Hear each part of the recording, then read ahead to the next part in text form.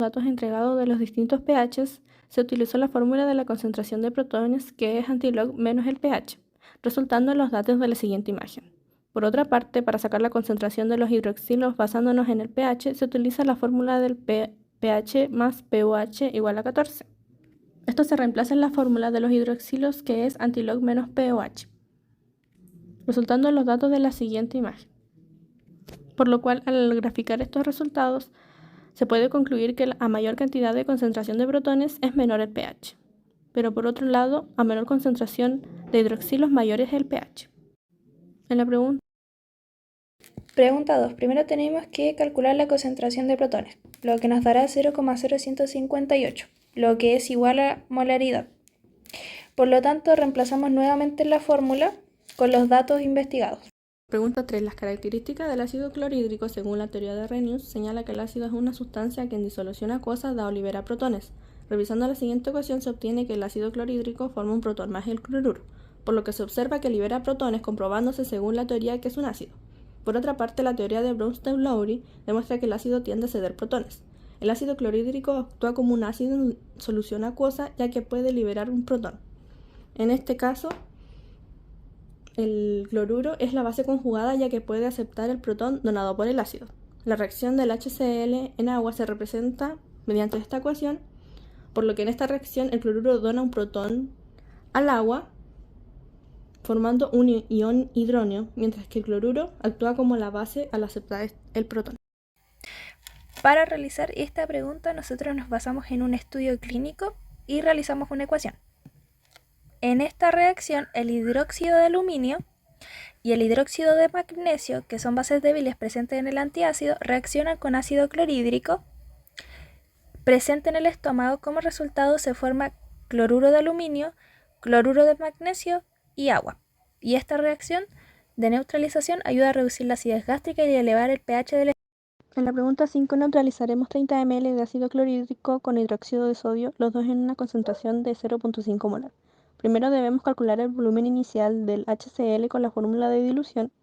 Además de ello, hay que tener en cuenta que el HCl comercial tiene una concentración de 12 molar.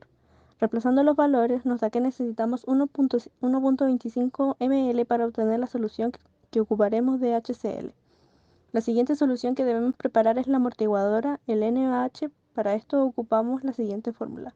Debemos ocupar su masa molar y tenemos que ver cuántos ml vamos a preparar de esta solución, que en este caso son 80 ml. Esto lo debemos pasar a litros, que son 0,08 litros, dándonos como resultado 1,66 gramos, por lo cual este gramo se debe disolver para así llevarlo a la bureta. Ya estando el HCl en el matraz y el NaOH en la bureta, debemos ir agregando el NaOH para neutralizar el HCl. Esto nos entrega los siguientes datos. En nuestra gráfica podemos ver con claridad las tres fases de una titulación. En la etapa inicial se agrega una cantidad pequeña de base y el pH del ácido se va manteniendo y no hay presencia de la base del NaOH en la solución.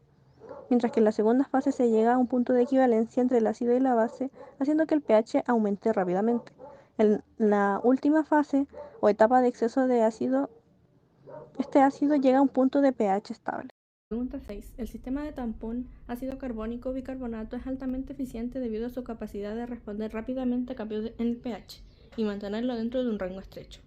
Este sistema de tampón está en equilibrio, aunque su valor de pKa 6,1 está alejado del pH fisiológico de la sangre, que es 7,4, es un sistema muy eficaz, debido a que la relación de este sistema es muy alta, lo que proporciona una alta capacidad de tampón frente a los ácidos.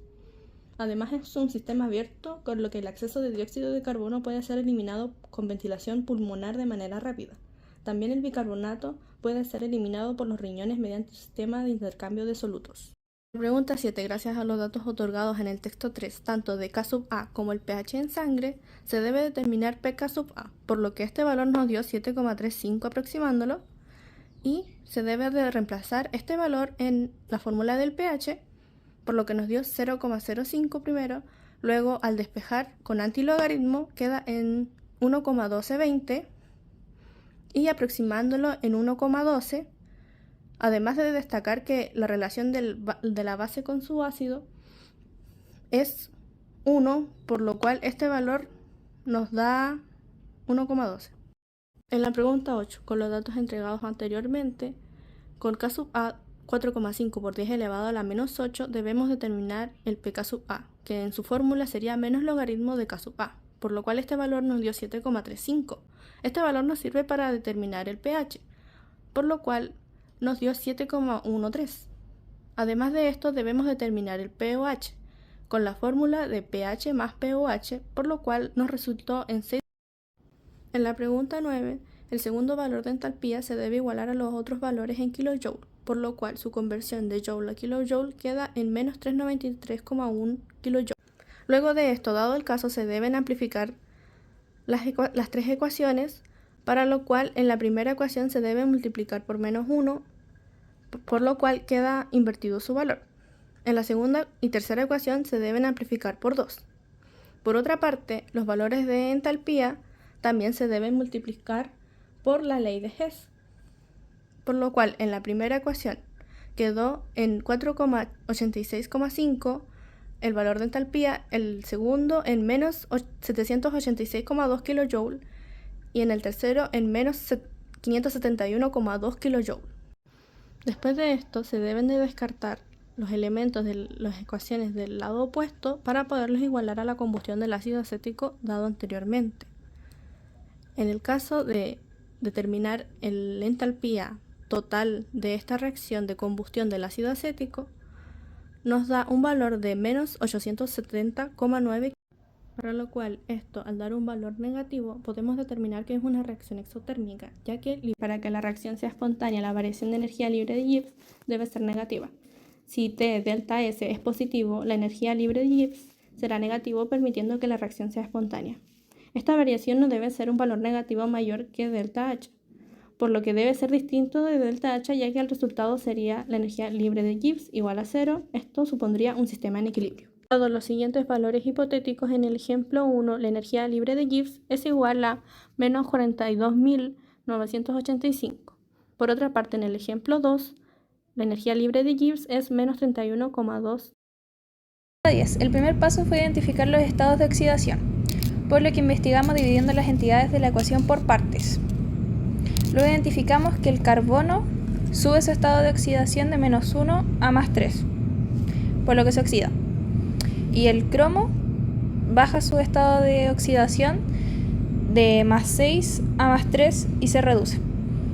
Además identificamos el agente catalizador, que sería el ácido sulfúrico. Con los valores obtenidos antes identificamos la especie que se oxida, que se reduce, quién es el agente oxidante y quién es. 1. El equilibrio se desplaza hacia la derecha consumiendo etanol y formando ácido acético. Esto se debe a que el sistema intenta equilibrarse y compensa la presencia de alcohol en el organismo mediante la oxidación del etanol. El cambio de color del alcotés es de naranja a verde. Tenemos que tomar en cuenta que han pasado 5 horas y media desde que se realizó el test. El alcohol en sangre disminuye 0,15 gramos por hora.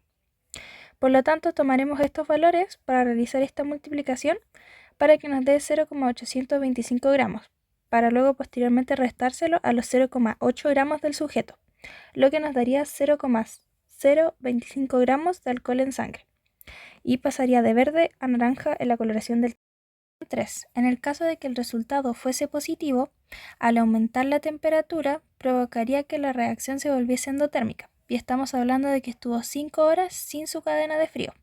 Por lo tanto, al volverse endotérmica nos diría que hay más energía en los reactantes. Por lo tanto, el equilibrio se desplaza hacia los productos, es decir, hacia la izquierda, y nos daría coloración